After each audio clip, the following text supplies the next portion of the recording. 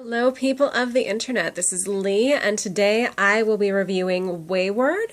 This is a new title from Image. It's issue number 1. It's written by Jim Zub with art by Steve Cummings, and colors are actually done by John Rausch and Jim Zub. I'm going to mention those real quick because they're actually really important to the story. The art in this book is terrific, and the colors just really add an extra dimension with that. Especially, you'll notice with the cover, I think they did a great job of marketing the book just based on the cover alone. The color scheme is completely different than a lot of titles you'll see, especially on the independent wall. A lot of times you'll see more earth tones, drabs, dark colors, and the fact that this is so very vibrant and bright and pastel, it makes you look at it a little more. Also, as you look closely at it, you definitely see the Japanese-inspired creatures and just little bits. So it could definitely draw in a potential reader that way. So like I said, I think they did an excellent job of marketing just on that cover by itself. As you open the book, you'll again notice the art. It's really amazing throughout. They did a great job with that. The book is actually hand lettered, which is kind of a nice change. You don't see that as often anymore, so it's nice when I see that. The story itself is about a girl named Rory Lane. She is moving from Ireland to live with her mother in Japan. She's got some powers that seem to be awakening. We don't know very much about them. This book is really very much introducing the characters to us, and it does a good job of that. We meet Rory, we meet her mother, we get the setup that she'll be starting school in a couple of days, so just some setup there. She also ends up being rescued by a sort of blue-haired humanoid girl that doesn't seem completely like she's entirely human. Just so intriguing there. We meet this character, and so I feel confident we'll be seeing more of her, just the way it is, and that we'll learn more about Rory's powers, possibly as she's learning about them, as she's developing them. I get the impression this is really being told from the very beginning there. I also noticed with the book that it has monsters, which is something that's a little different right now. And the monsters are based off of Japanese mythology. So they're creatures that really already exist, and they're being used in this way. And I've seen this done with, you know, fairies and vampires and werewolves and all of these other creatures, all of these other different mythologies. You know, you look at Marvel in particular, they draw a lot from mythology, but really nobody's doing anything with Japan in comics right now that I know of. I could be completely wrong, but nothing I've read has taken place in Japan with Japanese mythology and creatures.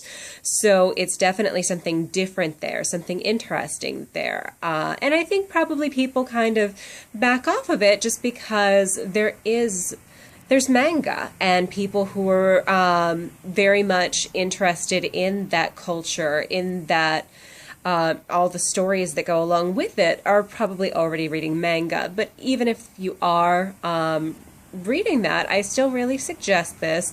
It feels like a comic, but it feels like a comic that takes place in its setting, Japan. I feel so redundant sometimes, but yeah, so it's really good. And yeah, just a well-told story. It's essentially all set up and just laying the groundwork, making you intrigued, making you want to read the next issue. So it truly does its job as an issue 1 there. Not a lot of deep storytelling, not anything that is potentially confusing, just enough to get you into the story, to get you to buy your next issue next month.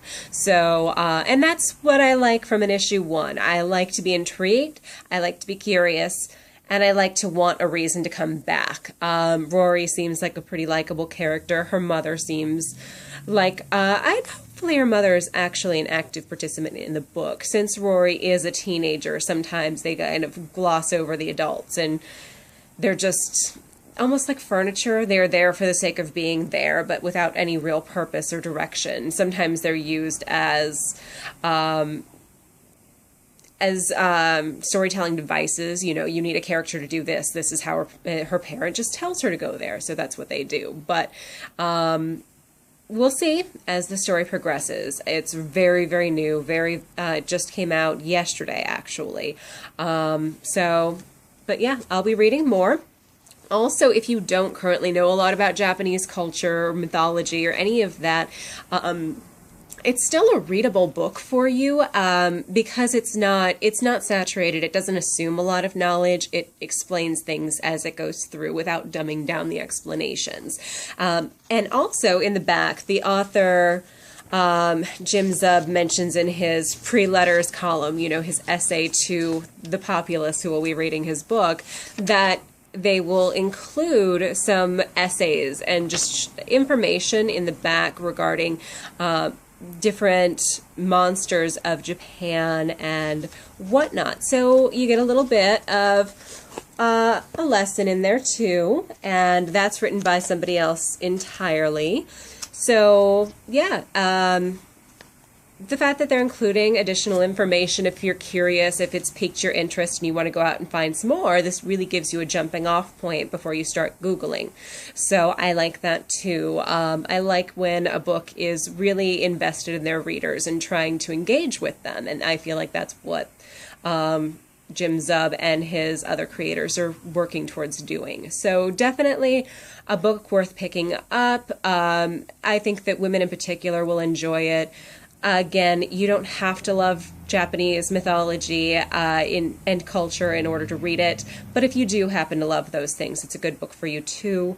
I don't know that this is necessarily an older male reader book, but you know, you can still give it a shot. It's got comparisons to Buffy, and everybody should love Buffy. A lot of people do, and with good reason. So and that one really spans ages, spans some genre. So I'm hoping maybe that's what they're hoping to do with this as well, since it's just in that vein.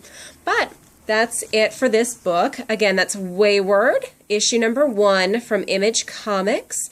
As always, if there's anything you're interested in me reviewing, please let me know in the comments. And if you can also like and subscribe to my channel, I appreciate that. You have a great day. Bye.